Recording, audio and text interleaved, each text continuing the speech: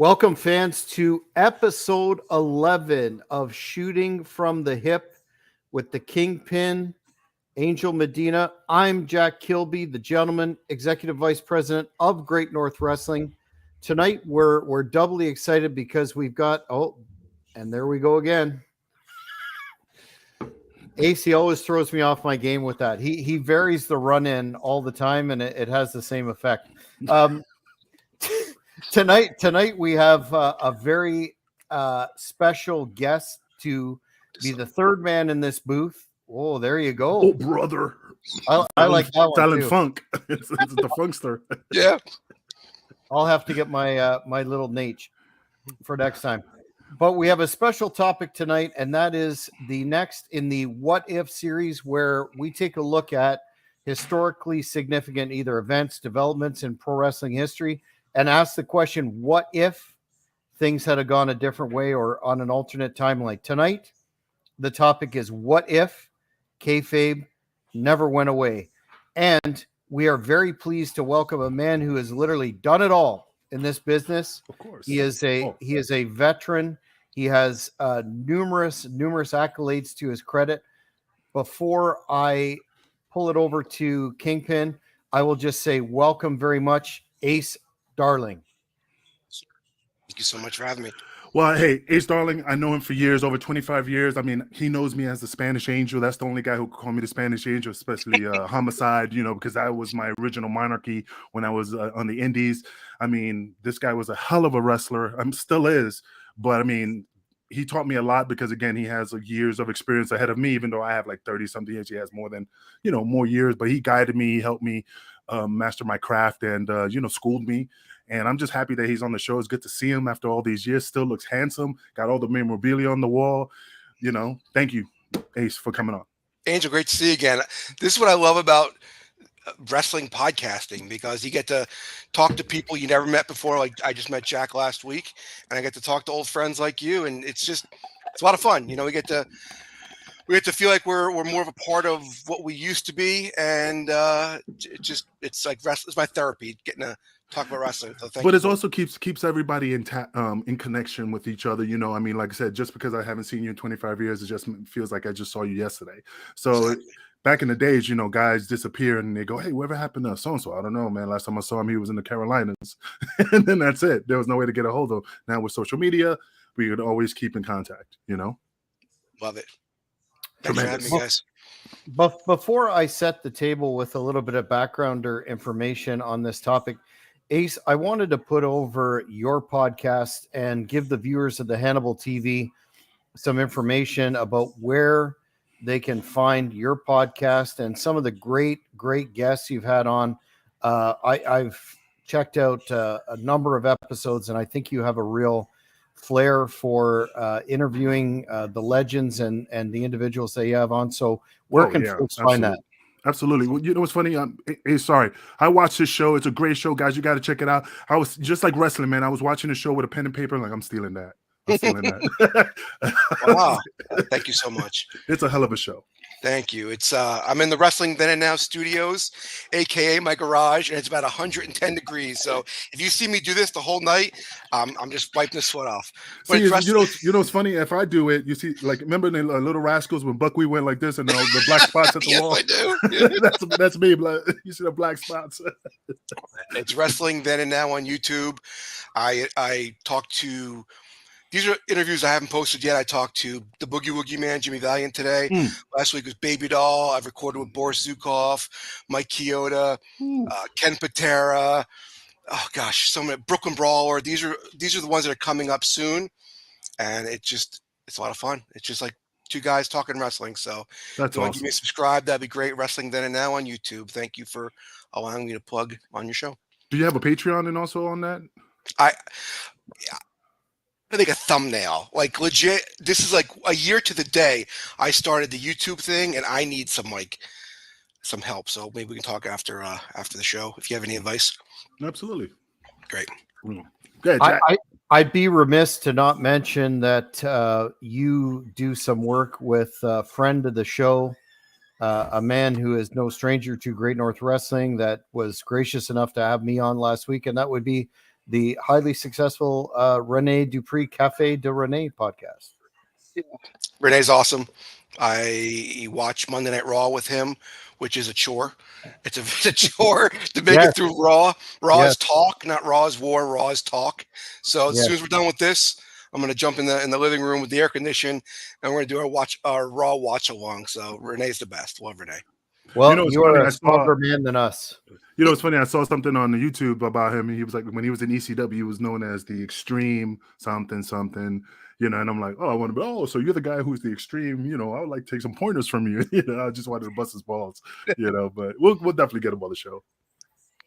Yes, sir. So for the topic at hand, what if kayfabe never died? There's a couple of very memorable moments that a lot of pundits point to as resultant in the death of kayfabe, although it's a highly controversial topic. But we'll start off with in 1989, Vince McMahon testified before the New Jersey Senate Committee in an attempt to have the business deregulated, which was successful. There was only a single negative vote there, and what he admitted essentially was that it was basically an athletic performance, and the outcomes were predetermined. Which at the time, I remember reading in the After magazines, it's got a little bit of coverage, but didn't really seem to resonate to the degree that one would think it would. But it was really the first time in a public forum that anyone in the business admitted to the nature of it. So that's kind of significant. The second one being, of course, which Angel has on the run sheet for discussion, is the 97 Montreal screw job and all the behind the curtains aspects of that scenario that were pretty much 100% public. But an interesting component of the trifecta is in 97 in December. I don't know if you remember McMahon coming on Raw. I certainly I was remember. a fan, and saying, basically, we're not going to have good guys and bad guys anymore. We're not going to insult the viewers' intelligence. Yeah, it was in the studio, not in the live audience. I remember the background.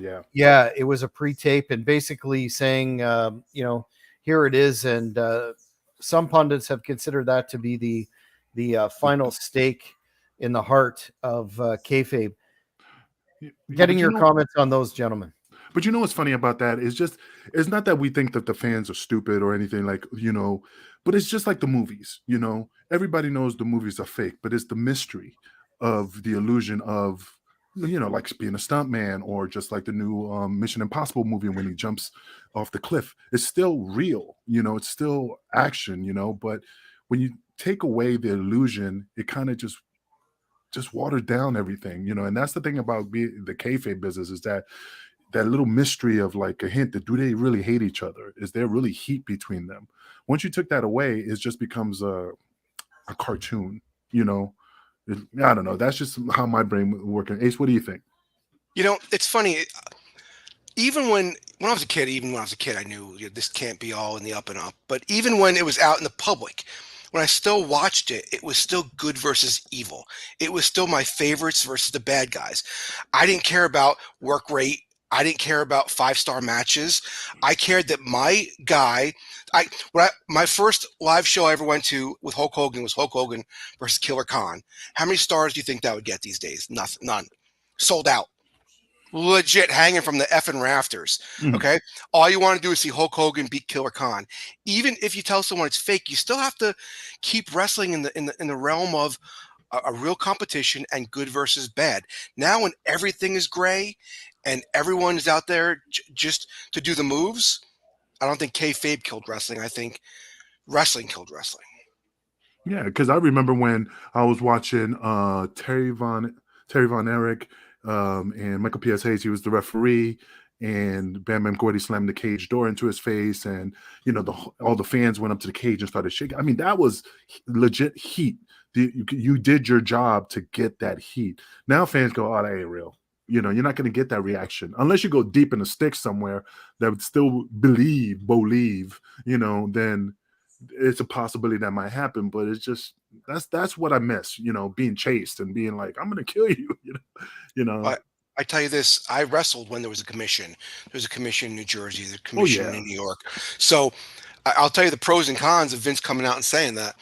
The pros are that it was a pain to get a license in New York. It yeah. was expensive for promoters to run. You had to get a license in New Jersey. I mean, it was a lot of paperwork. But the positives was that you had insurance on the show. You had not everyone ran a show. Not everyone Mhm. could afford to run a show. So kind of weeded out the shows. Now, Angel, I could say, get me 10 guys, and we're gonna have a show in my backyard, and anyone can do it. So I mean, there was positives and negatives to the whole nine. Vince coming out for the commission. And I think the only reason he did it, like you said, is because we were put under that banner of MMA and boxing. So then they got hit over the head with the cost of the same thing. So now that we became entertainers, we don't fall under that banner. So they don't get charged the way they used to get charged. So it saves them a lot of money. So they're looking at more of a financial aspect than actually looking out for in my opinion, the business. They just want to save that money. That's just my thought. I mean, I haven't watched wrestling. Renee got me into watching wrestling again. I haven't watched wrestling in so long, but now that I'm starting to watch it a little bit, the Bloodline story. We all watched that. We're all Oh, following yeah, it. I saw that.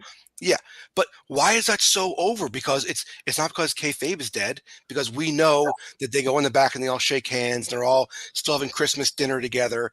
The whole Uso family and Roman Reigns. We know that, but it's the investment in the storyline. It's the investment in the characters, and it's the fact that the guys are trying so hard. They're not winking at the camera.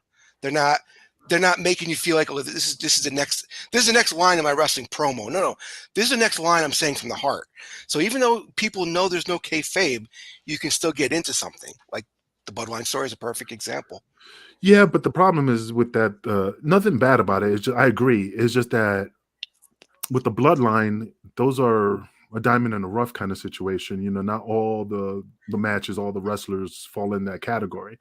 Like Judgment Day or stuff like that. And I just think, like I said, when I close my eyes, I could remember Dusty Rhodes getting jumped in the parking lot and they hit his arm with a baseball bat, and the people had the sympathy.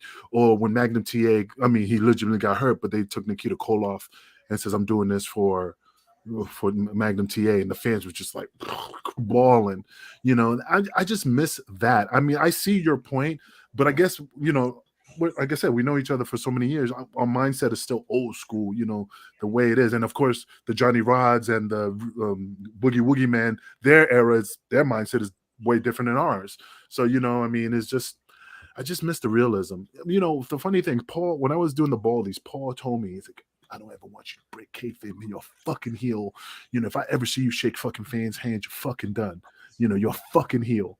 So I'm like healing, but there was times I was like, "Hey man, I signed this. Don't tell Paul I did this, bro. You're gonna get me fired." But he was so strict about keeping the realism of the business alive. And I mean, and that's why it's still in my head. Let me ask you this. What do you guys think that the matches would be and that the hired talents would be like if they were still trying to portray wrestling as legit? You couldn't have the talent you have today. You couldn't have the leg slaps. You couldn't have the moves where they miss by a mile. I mean, guys would have to learn their craft a little better, and guys would have to be more of a badass. Like you couldn't, like, sorry AEW, but if you're portraying professional wrestling as a legitimate contest like you used to, you couldn't have half the guys working today that you can. And it's not even a size thing. Daniel Bryan would do great. Yeah. Guys like that, but there's so many guys. I mean, how many leg slaps? People now, again, they look at the camera. They turn a blind eye when they see the leg slap. Oh, they're just trying to enhance my experience. No, they're not. It's not a good way to work. But the whole business itself these days, if it was portrayed as a shoot, would be totally different what you see on TV. Yeah, it's funny when we did miss a spot. I mean, it's like the funny thing is like when you miss a spot and the way you covered it up is beat the shit out of your friend, but it was Yeah, just, sure. Yeah. but it was not malicious. It was, man, you fucked up and now here it comes, brother. And then they put the boots to you, but not to hurt you, just to give it that realism because you fucked up. Not like, oh, and he picks you up from the hair and then throws you in the ring. And, it's just different, man. I mean, that's why like you and me, I hate saying it because then it's, oh, you're insulting us, but we're tougher. We have a different grit. compared to the guys now. It's just a different mindset, and I think that kayfabe gave you that pride to keep it solid. A snug. Well, you're right, because you have to portray it as a fight. You couldn't do the dives. You couldn't do the 10-person dive, and everyone's waiting there looking at you. And again, the AEW crowd says, "Oh, we're gonna give you a pass on this." There's no passes. This is your craft. Make it look real. There's just too much stuff in these days that it's an obvious. It's like the Rocky Horror Picture Show. I've never been to one, but I heard you go there, you're part of the show, you yell people what you want to do.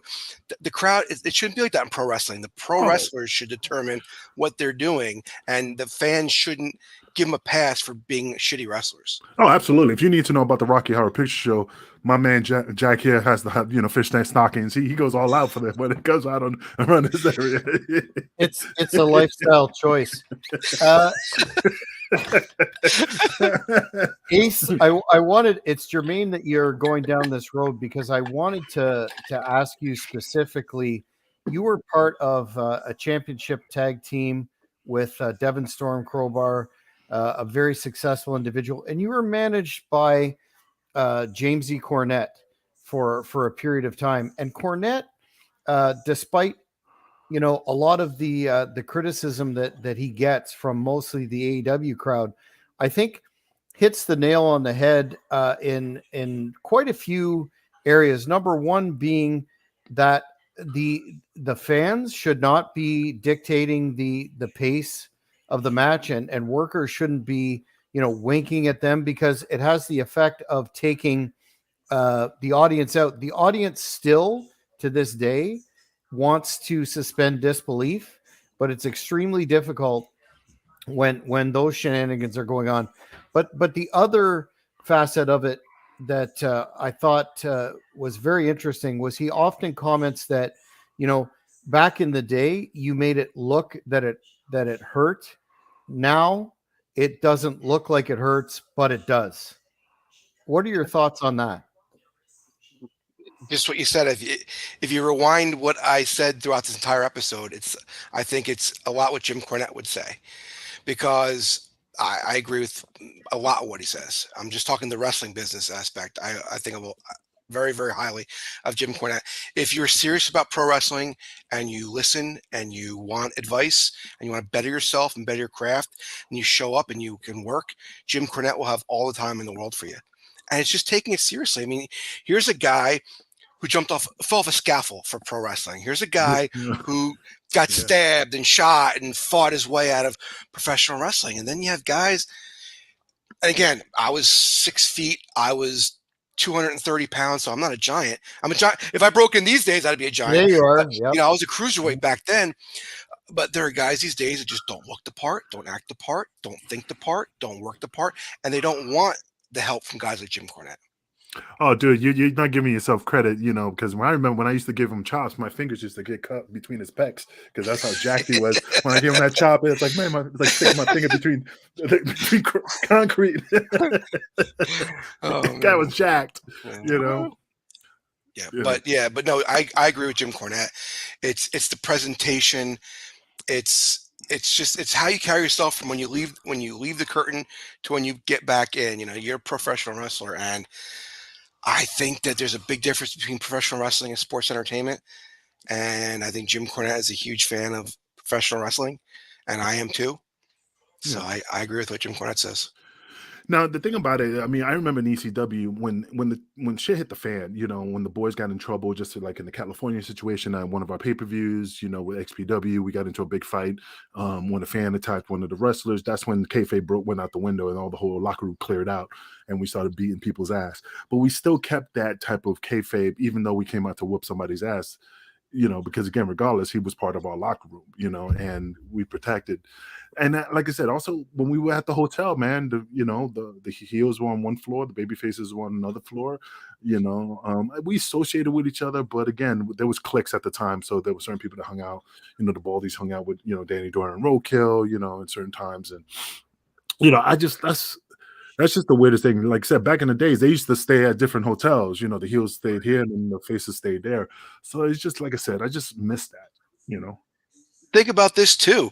Social media if we're still portraying this as a shoot, what would social media for pro wrestling be like? You can't go on there the next day and I want to thank so and so promoter. Please, if you want to, thank you for the match. Book the guy who just had a match with. Please book him. You can't go on there and you can't be this certain guy and then have a Facebook page and be a family man. If you're, say Bray Wyatt or whoever, if you're someone who's supposed to be something. The reason why Hulk Hogan was because you only saw him as Hulk Hogan. Yeah. I mean, social media. Imagine if you had a Facebook back in the 80s. Oh, there's Terry Bollea with his wife and kids. I don't want to see that. I don't want to see that. That's another thing with kayfabe. Social media is killing. Oh yeah. I remember one time SAT was on Facebook and they were wrestling the Briscoes and they had a good match. And then they were on Facebook because, I got them on there and they're like, and they had pictures hugging each other. Thanks for a great match. I text them right there, bro. You fucking marks. I beg you to kill the business. And they just started laughing. I said, you're killing the business, bro. I would have just kept it. Hey, tell them thank you in the back, but don't put it out there just so everyone, that wasn't work. Well, if Randy said, I'm sorry. Sorry, I was just going to say that's a very important topic, Ace, the social media component of it, because, the more traditionalists indicate, exactly what you're saying there. You can't be trying to sustain a program or this is my character or whatever and showing, when monsters are wearing jorts or, hugging their opponent and blah, blah, blah, and saying, book this guy. It's just not good for business. But then, some of the, and I don't want to pick on AEW again, but some of the younger talents that are less receptive to the advice of veterans will counter, well, that's just the way it is. Everybody knows it's I'm not going to say the F word, but predetermined anyway. So what difference does it make? So, well, you say that, sir. I'll stay in the weeds on that one. I don't need the heat. But how do you counter? And I mean, this is a little bit of a larger diversion from the central topic. But when you're talking to these individuals, some of whom in AEW are very famous former world champions, that basically say, I don't want to listen to the veterans. When it comes to the kayfabe aspect, how do you counter that when they feel it's their divine right to, even when the option is presented, have a character account and then have a personal account and manage it accordingly, and they're like, nah. How do you counter that? I think wrestling mirrors society a lot. So I think like what happens a lot in wrestling is what's going on in the world right now. The whole attitude era, people were heavy metal music, not heavy metal, punk rock music and all that stuff was big at the time, like Nirvana and all that stuff, ECW. It was just so I think it's just wrestling mirrors society. So right now, I think it's just, unfortunately, we're in a society where everyone tiptoes around everything. Nobody respects their elders. Nobody asks for advice. So I think it's just not even a wrestling thing. I think it's just a everyday thing. My kids, they have no fear of me. Zero. Like zero fear. Like I'll say something to my kids and they'll laugh at me. If my dad just had to give me the look back in the day, and my mouth was shut. So I think the reason why people in wrestling have this attitude is just because it's just the way they were raised and the way society is. And that's the funny thing you bring up because that's interesting. Because I remember a couple guys I knew went to AEW, senior vets, and they went in there and guys like, and I put them on blast. I don't care, like Sammy Guevara, just like didn't shake his hand, didn't show him the respect, kind of like, not saying look them down like with the side eye, but just like you're the past, I'm the future. And if I was there, bro, I wouldn't care. I would have definitely put the boots to him and I would have been kicked out. That would have definitely pushed my status high. But Ace, one question. I understand you just telling about how social media not ruined, but kind of like, not helped out the kayfabe business. But Puerto Rico, I follow guys in Puerto Rico and they keep it kayfabe. They keep the realism alive. So social media, how come they avoid social media and keep that illusion going compared to how it is in the States? And you can't say, well, it's not like saying they live in grass huts because they have the same thing we have. And they're killing it out there. You saw the pay-per-view and they believe. So what's the difference? Killing it there and they believe. So it's like the horses are still in the barn there in Puerto Rico. They already ran out of the kayfabe barn here, So I think it's something where they have I think whoever's in charge of those promotions hire the right guys and tell them the rules. It's not like, AEW where guys seem like they go on there and they go into business for themselves. There's no ramifications. I think who's ever in charge of Puerto Rico, is it Savio Vega? Yeah, I think it's Savio. And that's all you need to hear. Love Savio. Yeah. Great guy. He has nothing but respect for the business. He's not hiring anybody in a pair of tights. He's probably hiring the right guys who understand the business model. There's got to be a business model. How great was Randy Savage as Ricky Steamboat at WrestleMania 3? If he went online the next day and said, "I want to thank Ricky Steamboat for that match," I probably would have stopped watching wrestling in 1987. No, I think it would have been even worse. He goes, "Hey, I want to thank Ricky Steamboat for the match, but thank you for remembering all the spots I told you from the list and really broke it down." And then that would have definitely we got the reaction we wanted. I can't wait to work our rematches. If any promoters need somebody, you should definitely book Ricky Steamboat. It would have killed me as a kid. So I think Savio Vega, who I've had on Wrestling Then and Now, that's coming up as well. Great guy, understands the business. He grew up in the Puerto Rican wrestling community. He watched it. He was a fan, and he's a part of it. The only problem is, it's like once you get past that generation, it seems like, you know what I mean. It's like the next booker might not be as strict as him, and then it starts going downhill. So, but if everyone stays with the same mindset that Savio has. Oh yeah, I respect Savio 100%. I mean, even though we got a little bit of heat, but I respect him. Dutch man tells story. Okay. So yeah, so but yeah, I mean, like I said, excellent guy. It just happened that way that me and Dutch had a heat, and then it went sideways. So he took his side, but no major thing. I'll tell you after the show. Sure, that's when you do Patreon, and then people listen to it. See how that works? But you respect his approach to professional wrestling. I respect everything about him. It's just what happened that I didn't agree with, and I was not going to back down from him. But you understand why someone like him running a company, the company would still be successful because of someone with that mindset. Like if you and I, it's like this. Like if you and I started booking wrestling, we'd book it more old school. But you know what? Our kids in 20 years, if they got the same job, they would base it on what they're seeing today. Does that make sense? Yeah. That makes total sense, because I am booking Great North Wrestling, and I'm trying to. It's a real balancing act that I didn't really fully appreciate at the start when I took over the reins. I believe there's still a market for that old school storyline driven, psychology based, actual angles as opposed to spot fests. But you almost, because of the I want to say success of AEW or the Spot Fest product, you have to try and look at striking a balance in that for pure business purposes. But I do strongly believe in my operating philosophy going forward is that there is a definite under-tap market for all those fans, myself included, that basically stopped watching 15 20 years ago when WCW went out of business. There's an appreciation out there for what professional wrestling is as opposed to sports entertainment. Yeah, you know what also killed the business? Not killed it, but now that you brought it up, the Iron Sheik and Jim Duggan getting caught in the car, that kind of killed kayfabe there too. I still laugh about it because it's funny, but realistically, that kind of didn't help out the business. It was big news. It was big news.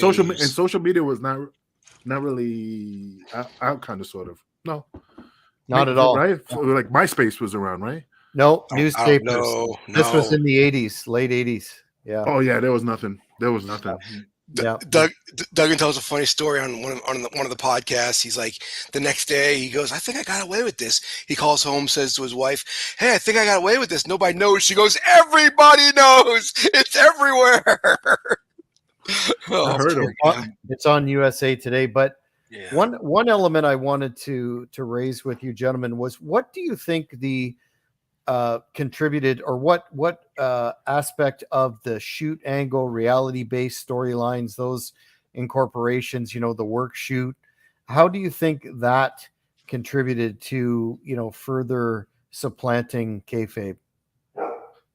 You mean like UFO? Remember UFO, the work shoot wrestling company that was in Japan? No, like the Russo based storylines where they incorporate real life elements into. Oh, you mean like Seinfeld. okay. Oh, you mean like Hardy's DUI situation and alcoholic, like that type of stuff?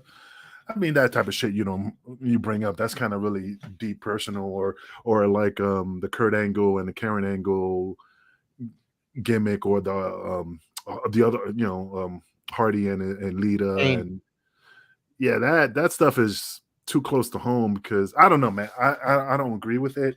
It's just too personal, and it's still hurtful, even though you're getting paid for it. But I mean, I don't know if Ace sees it the same way, but that's something I will never touch. Well, I heard Jerry Jarrett had a sign in his office says personal issues draw money.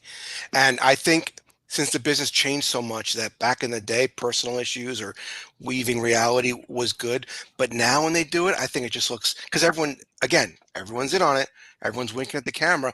It just looks like it looks desperate now. Like when people come out now and actually try and make it seem like I don't like you. Now it's like, come on. It just seems like you're acting because we know it's not legit. So I don't know. Back in the day, I think it could have got over more than it would these days. But let me see. At the Edge time, I mean, it was more. No, not really. Yeah, you're right. I agree. But it's still hurtful, man. I mean, you don't. I can't put my personal business out there, man, because if me and you had heat, and let's say the angle, you got my girlfriend pregnant, they're like, we could work that. We could work that angle, man. I'll kill you, man. I'll slide you in the ring and take one of those damn corner turnbuckle, stab, stab, stab, stab. I mean, I'm just saying that's just really, really deep, and it takes a bigger man than me then to let it, pass my eyes. Did you tune in when you knew Matt Hardy was going to wrestle Edge? I did. I want to see if he stiffed him. That's all. Yeah, you want to see that thing live rounds. So it did its job. They kept it professional. Yeah. And what about these shows that seem to do well in the ratings, but lay it all out there, such as Total Divas and Ms. and Mrs. and those, even back in the day, Tough Enough. I'm proud to say I've never watched 5 minutes of Total Divas or Ms. or Mrs. So Angel, I know you're a big fan. Take over. Oh, I got the autograph poster in the back. No, I mean, I never watched it, but again, it just kind of waters down the wrestlers. I mean, I can understand if it's just Mrs. and Mrs. because that's their personal life and they're married and they, I don't watch the show, but if it's just their personal life, yeah, they're still heels or faces. Nobody's gonna see it any otherwise. But if they're breaking bread with somebody they have a major angle with, then they're like, what the hell should I pay $3,500 for a WrestleMania ticket if they're gonna wrestle? I mean, that just kind of breaks. I don't know. It just ruins my illusion for the business. I don't know. I have a different mindset. There's just too much wrestling. It's all watered down by now. Yeah. There's just too much behind the curtains. Like spoilers. I don't want to read spoilers. I see what I can find now. Hold on. I gotta find something. I don't know. I'm in the Wrestling Then and Now studios. Hold on. I'll find something. I haven't seen that in years. Yeah, I got something for you. That's all I got. Cornflakes. Nice. The history about cornflakes, right? Was the people that wasn't circumcised. What? I'll send you the video. Kellogg's cornflakes. I'm never eating cornflakes again. Yeah, ever. I'll send you the video. It's an interesting history lesson. I was like, I don't believe that shit, but that's what it was. But guys, Jack, what were you just gonna say? Well, I was just gonna comment. Make a distinction between the Total Divas, Total Bellas, all that kind of, quote unquote reality show stuff. And the Tough Enough phenomenon, where, I mean, that was pretty early days when that became popular, and that laid everything like completely out there, threadbare. And from there, I don't think it was possible to come back with trying to suspend disbelief when the recruitment, training, all the way. Okay, here's how when H would get in there and say, you're not bumping properly. And then here's promo class and all that behind the curtain stuff. You must have caught Tough Enough for some of the episodes, correct? Oh yeah, I did. I mean, Ace, have you? Sure. Oh yeah, I mean, to me, it killed the. I mean, that killed it. I mean, like I said, I learned how to take bumps from Johnny and stuff. Trust me, I wouldn't pass that performance center because the bumps they take, I can't do that because my mind is different the way I was trained. I can't do that front flip bullshit, stand on my hands. But yeah, that really, really hurt the business because now it's like that show that the Behind the Magic where the guy had the mask and he's showing how the illusion is. It's like I said, it takes away the disbelief because the point is people are like, dude, I know that shit is fake, but I got to figure out how they did it, and they can't figure it out until that guy showed, oh, this is how you do it, and it's kind of, oh man, that's bullshit, you know? You don't want to see how the woman's getting sawed in half. Yeah. I don't. Yeah, I don't go on YouTube and try and figure out how to do the tricks. I want to watch. I want to go to the show and think this woman's getting sawed in half. That's just how I am. Yeah. So I think we agree that it may be difficult to put the proverbial toothpaste back in the tube, but I think we agree that there's a degree of value in terms of getting back to basics in terms of a more traditional product. Do you think, and again, not to target AEW, but a completely move set work rate promotion, and then on the other hand, you've got WWE, which 40 minutes of talking, 2-minute matches. Definitely not a traditional pro wrestling product either. Do you think there's any capacity to move back to center a little bit, so to speak? Start with you, Kingpin. No, I'll let Ace take this. I'll let him go with that one. I think with the right characters and the right storylines and the right long planning, you can make people invested again. Can you make people believe? No, but again, you can make them invested again. It's not about the moves. It's not about the moves. And I was a guy who's trying to do crazy moves. It's not about the moves. It's about connecting with the audience. So if you can get the right characters and the right storyline, you can sell more tickets that way because people want to see these people. Can you get people to believe again? No. Can you get them to care? Yes. But the thing is, like, that's what I agree with. I agree with him totally. But the thing is the realism. When you watch a TV show, when you watch a show that has some realism, like an action movie or even a reality show that has like some real meat to it, you get excited. You're like, man, I got to check it out, like a soap opera. When it's cheesy, you're like, I don't want to watch it. Like perfect example when NWA was around and it was Sting, Lex Luger, Ric Flair compared to Spellbinder, the Turtles, Max Moon. Same, it's wrestling, but you're like, man, this is more realistic. This is more. I could get sink my teeth into it, and that's why the Great Up North. When I watch a show, it has some realism to it. It's not like it's like comedy, or Smoky Mountain. When I watch Smoky Mountain, right. Yeah, I mean that's like wow, it was real. It felt real, and people believed it. When you make people believe, regardless if they have that, it's like this has to be fake, but that little click in your chest where you're like, but fuck, it feels real.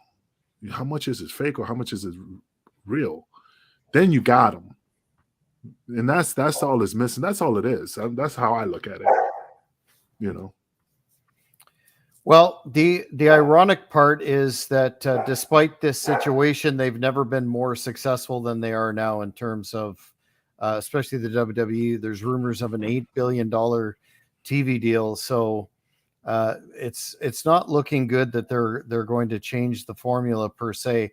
But would you agree, gentlemen, that the best advice that you could give to a young worker would be, I believe it's what Johnny Valentine said, which was, they may not think that it's real, but they'll believe that I am real. Yeah. I mean, that's good advice. It's definitely good advice. Well, think about it. Nobody wants to fuck with Brock Lesnar